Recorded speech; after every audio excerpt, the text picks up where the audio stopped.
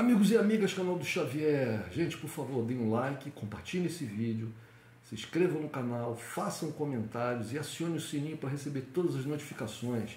Não esqueçam, são 5 pedidos que eu faço para vocês. Tem 2 que são os mais importantes, que é o like. Esse vocês, por favor, não esqueçam. O like é tão rapidinho, é só dar um cliquezinho aí na mãozinha fazendo legal aí que já contribui para caramba. Outra coisa é se inscrever no canal, isso é muito importante para a gente. Agora, se vocês puderem fazer umas 3 coisinhas que eu vou pedir: acionar o sininho para receber todas as notificações, também é super fácil.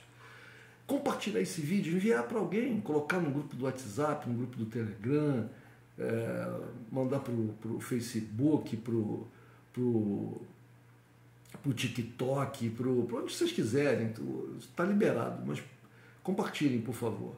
Para o Facebook, eu acabei de falar, compartilhem. E fazer comentários, foi o que eu falei também, né?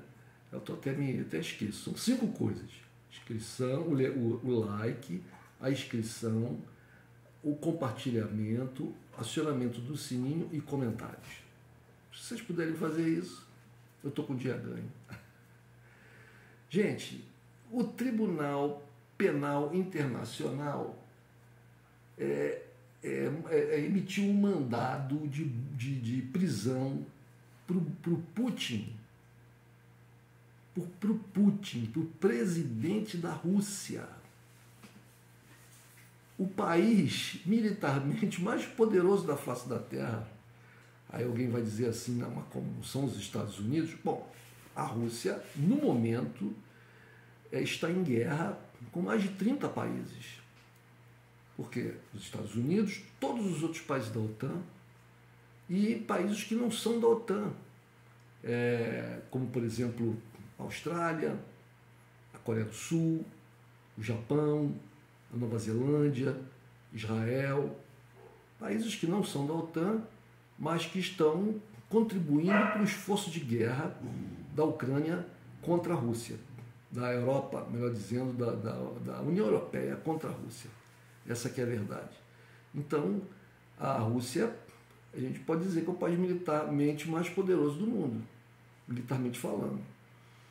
Mas o Tribunal Penal emitiu um mandado de busca, de prisão contra o Putin e contra a Maria Alexeyev, meu Deus, que nome russo é esse? A Maria Lvova-Belova, fica mais fácil, o último nome dela, Lvova-Belova,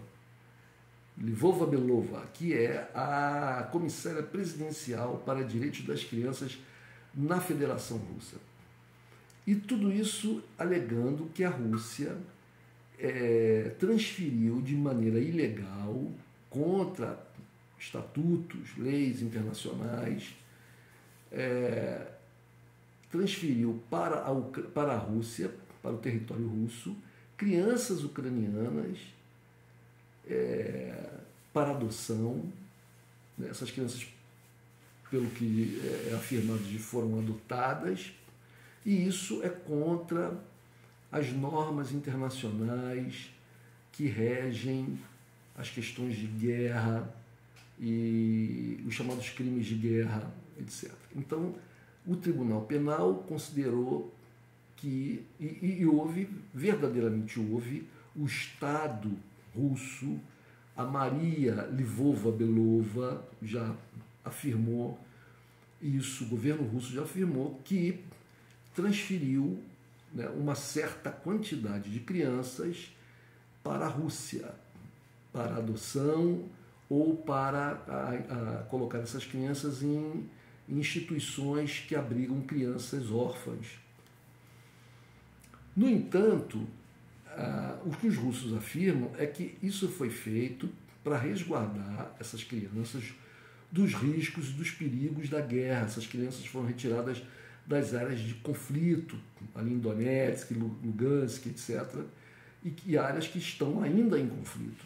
E essas crianças não tinham, segundo a Rússia, um maior de idade, uma pessoa adulta que pudesse se responsabilizar pela guarda e pela segurança dessas crianças. Crianças aqui, a gente está se referindo a menores de idade, tá?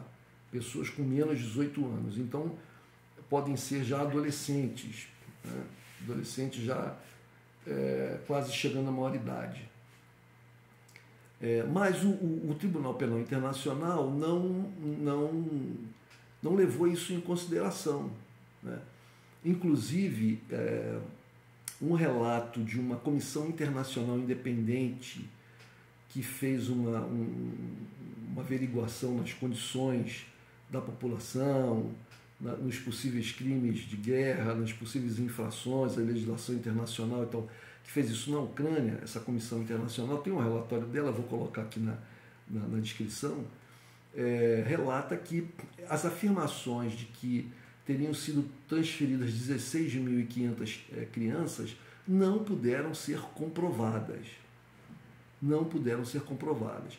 Parece que o número que pôde ser comprovado era de 100 e poucas dessas crianças, que vão, inclusive o relatório cita isso, que vão até 18 anos de idade. Ou seja, a crianças praticamente já atingindo a maioridade, deixando, portanto, de serem crianças.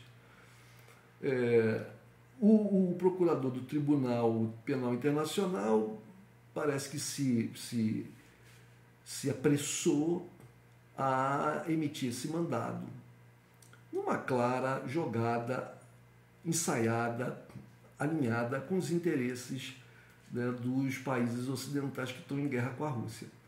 Bom, em primeiro lugar, o Putin, ou melhor dizendo, a Rússia não faz parte do Tribunal Penal Internacional, porque o Tribunal Penal Internacional, gente, ele é fruto de um acordo entre países, né?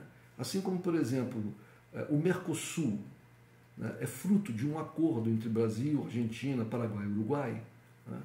O Tribunal Penal Internacional também é fruto de um acordo daqueles países que acordaram entre si se submeter a um tribunal que eles mesmos criaram, etc. e tal. Os países que não acordaram, ou seja, que não participaram desse acordo, portanto, não se submetem a esse tribunal. E esse é o caso da Rússia. Esse é o caso da Rússia. A Rússia não pertence, assim como os Estados Unidos, assim como Israel. Esses países, entre outros, esses países não se submetem porque não acordaram, não fizeram acordo com relação ao Tribunal Penal Internacional. Portanto, a Rússia está fora da jurisdição do Tribunal Penal Internacional. Aí é aquela coisa, bom, como é que o Tribunal Penal Internacional vai conseguir prender o Putin? Bom, isso só se a Rússia, o Estado russo, entregar o Putin para o Tribunal Penal Internacional, coisa que a gente sabe que a probabilidade de acontecer é nenhuma, né? A menos que haja um golpe de Estado na Rússia.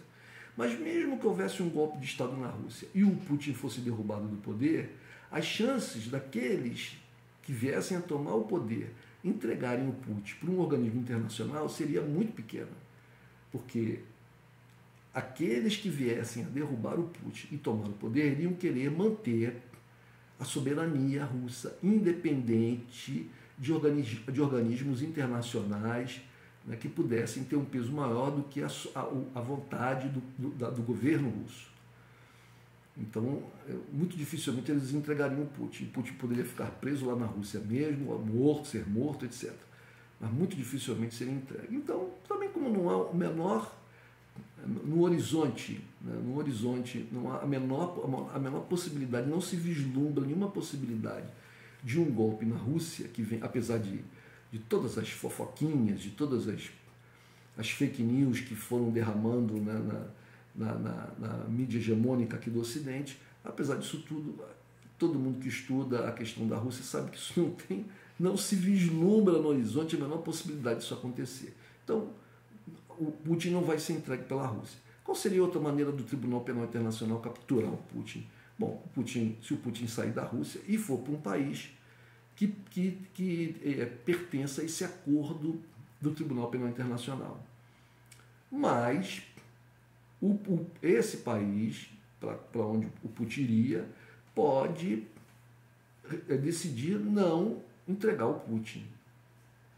Agora, eu pergunto para os senhores e para as senhoras que estão me assistindo, qual país do mundo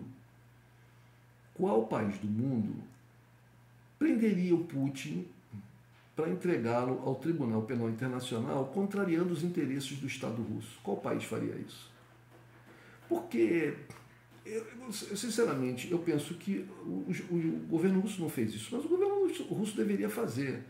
Deveria emitir um aviso internacional dizendo o seguinte: qualquer país que, por uma razão ou outra, resolva, ou melhor dizendo, qualquer país onde esteja fisicamente o senhor presidente Vladimir Putin e que resolva este país prender o senhor presidente Vladimir Putin para entregá-lo ao Tribunal Penal Internacional, estará sujeito a um ataque massivo nuclear por parte do governo russo.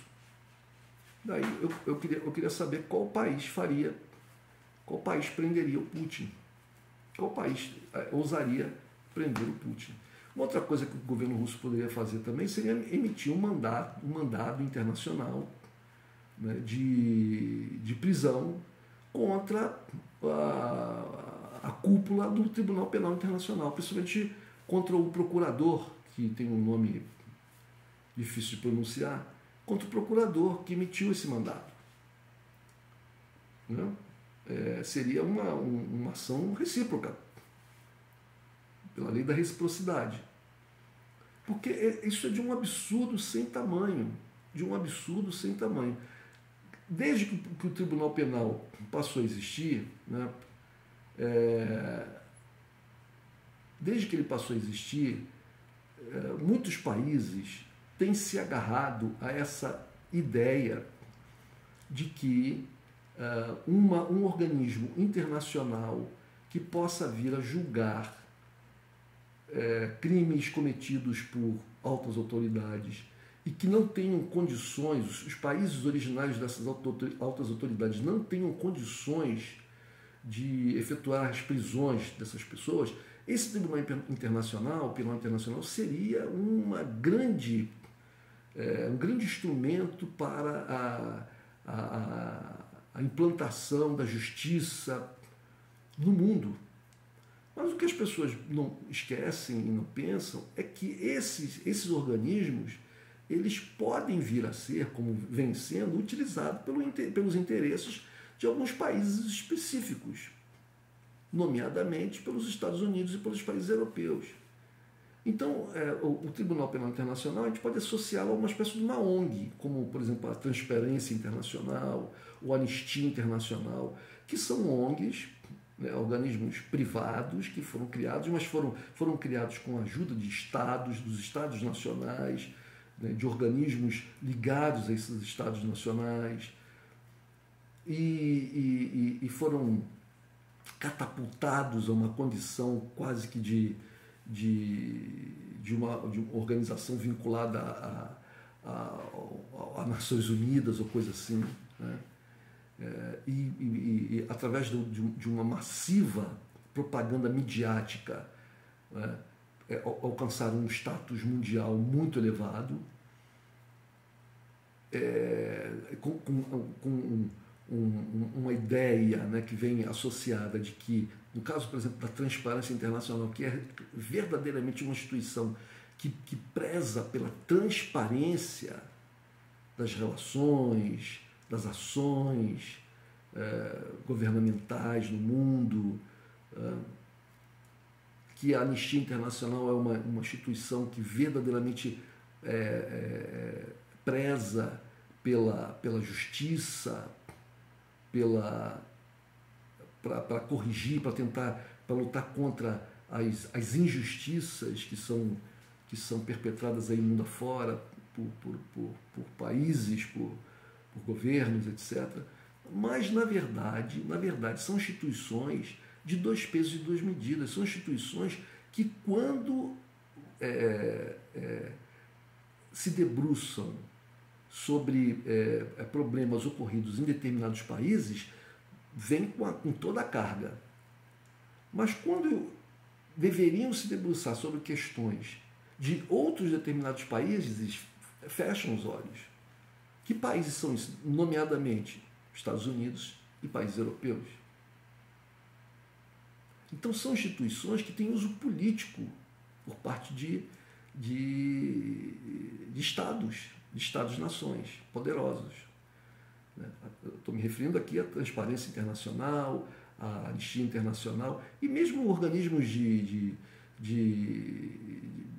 com relação a questões ambientais, como a WWF. Por exemplo, teve aquele caso famosíssimo, né, do rei da Espanha, que era o presidente emérito da WWF e foi flagrado caçando elefante na África, porque tomou um tombo, não sei se foi do cavalo, do carro que estava e fraturou a bacia. E no bojo desse acidente que ele sofreu, né, que gerou um incidente, né, internacional, descobriu-se, né, entre outras coisas, que ele caçava elefantes. Olha que coisa mais bárbara! Um animal imenso, magnífico, né? E ele com rifles matava elefantes para se alimentar, para comer. Não, pô, claro que não, o rei da Espanha precisa matar elefante para comer. Eu nem sei se come elefante, né? Mas não, era pelo simples prazer de matar.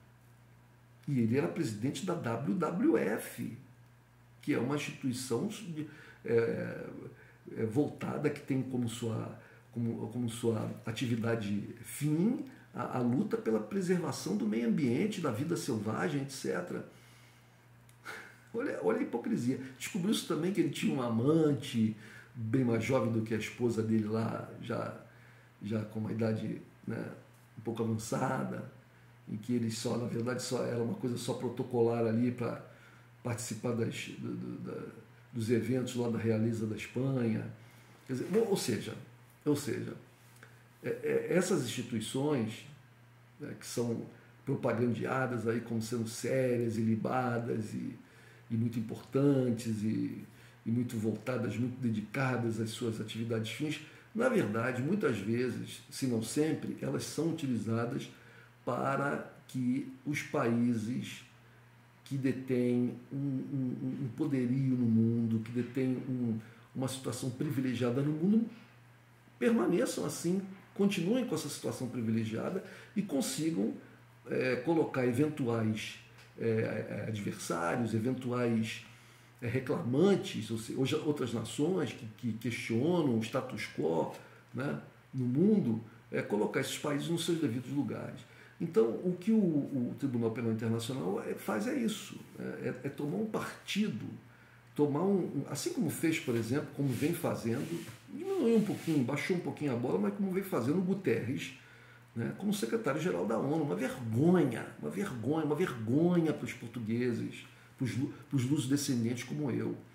Apesar que todo o governo de Portugal é absolutamente submisso aos interesses dessa banda europeia que se dobra diante das determinações norte-americanas. Então o Guterres faz um papel, sabe, um dos piores secretários-gerais da ONU. Mostrou que tem um lado, vem mostrando claramente que tem um lado, que tem não esconde as suas preferências e na sua atuação enquanto secretário-geral da ONU demonstra muito isso. Então, o Tribunal Penal Internacional, mais uma vez, ou melhor, o Tribunal Penal Internacional também, junto com a Secretaria Geral da ONU, né, e junto com outras instituições, tomam partido nessa guerra, tomam ações completamente sem efeito, apenas para, como diz o ditado aqui no Brasil, para inglês ver, mas faz parte da guerra midiática, né?